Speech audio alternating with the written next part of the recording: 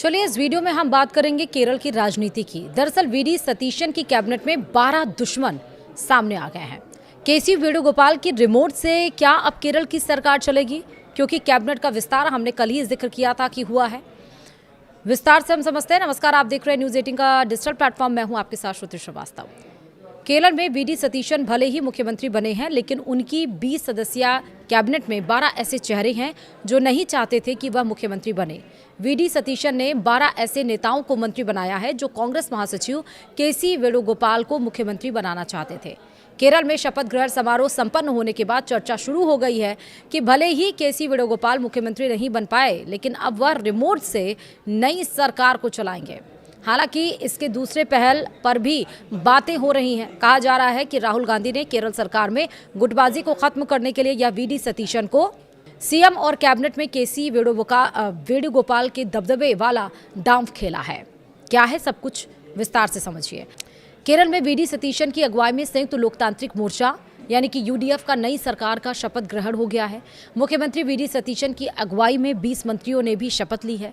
मंत्रियों की लिस्ट में 12 मंत्रियों के नाम सबका ध्यान खींच रहे हैं। दरअसल 20 में से 12 मंत्री ऐसे हैं जिन्होंने चुनाव रिजल्ट आने के बाद कांग्रेस महासचिव केसी वेणुगोपाल को मुख्यमंत्री बनाने की मांग की थी।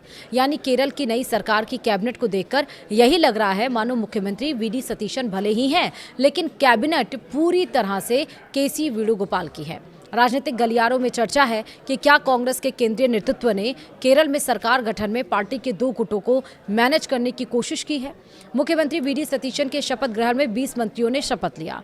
इनमें रमेश चेन्नीथला जो कि कांग्रेस के हैं, सनी जोसेफ जो कि कांग्रेस के हैं, के मुरलीधरन जो कि कांग्रेस के हैं, पीसी विश्वनाथ जो कि कांग्रेस के हैं, एपी अनिल कुमार जो कि कांग्रेस के हैं, रोजी एम जॉन जो कि कांग्रेस के हैं, टी सिद्दीकी जो कि कांग्रेस के हैं, बिंदु कृष्णा कांग्रेस, एम लिजू कांग्रेस, ओजे जनीश कांग्रेस, के तुलसी कांग्रेस, पीके कुनहाली कुटी जो कि आईयूएमएल के हैं, PK Basheer IUML, K M Saji IUML और N Shamsuddin IUML, VE Abdul Gafoor IUML, Mons Joseph Kerala Congress, Shibu Baby John Revolutionary Specialist Socialist Party और सीपी जॉन जो कि कम्युनिस्ट मार्क्सिस्ट पार्टी केरल राज्य समिति और अनूप जैकब केरल कांग्रेस शामिल हैं।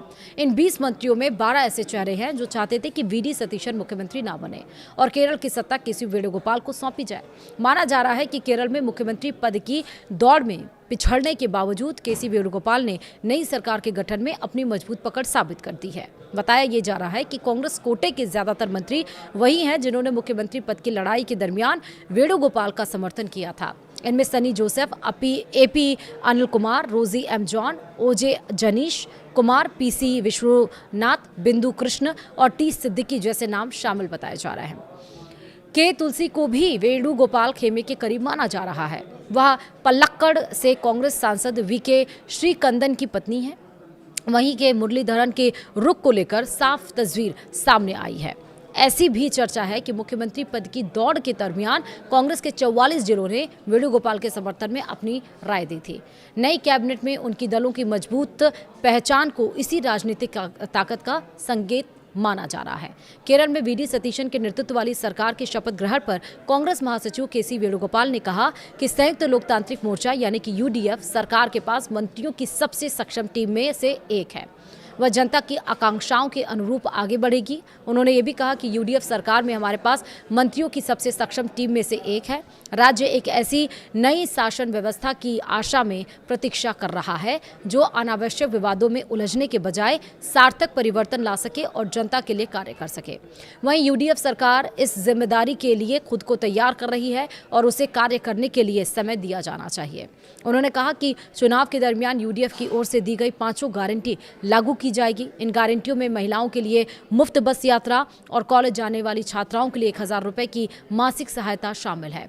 विपक्षी दलों और कुछ जातियों के नेताओं की ओर से यूडीएफ में इंडियन यूनियन मुस्लिम लीग यानी कि आईयूएमएल की प्रमुखता को लेकर की गई आलोचना का जवाब देते हुए वेणुगोपाल ने कहा कि इस तरह की टिप्पणियां सरकार के सत्ता में आने से पहले ही विवाद पैदा करने के प्रयास है। उन्होंने कहा कि इस तरह के जहरीले बयानों से बचना चाहिए। आगे बोला, चुनाव परिणामों से ही स्पष्ट हो गया है कि केरल के लोग सांप्रदायिक ध्रुवीकरण को स्वीकार नहीं करते। IUML को बार बार निशाना बनाना समाज में फूट डालने का जानबूझकर किया गया प्रयास था और इसके पीछे नेक इरादे नहीं थे। केरल एक ऐसा प्रदेश है जहां प्रेम और सांप्रदायिक सौहार्द पनपते हैं, ना कि यहां विभाजनकारी राजनीति सफल हो सके। तो यानी कि केरल की राजनीति में कैबिनेट का विस्तार तो हो गया, मंत्रिमंडल तो बन गया है, लेकिन इस मंत्रिमंडल में 20 में से जो 12 लोग आए हैं वो क्या मुख्यमंत्री सतीशन को चलने देंगे, क्या काम करने देंगे, या मुख्यमंत्री कोई और चलाएगा सरकार कोई और? आपकी क्या राय कमेंट में ज़रूर बताएगा। वीडियो में इतना ही, नमस्कार।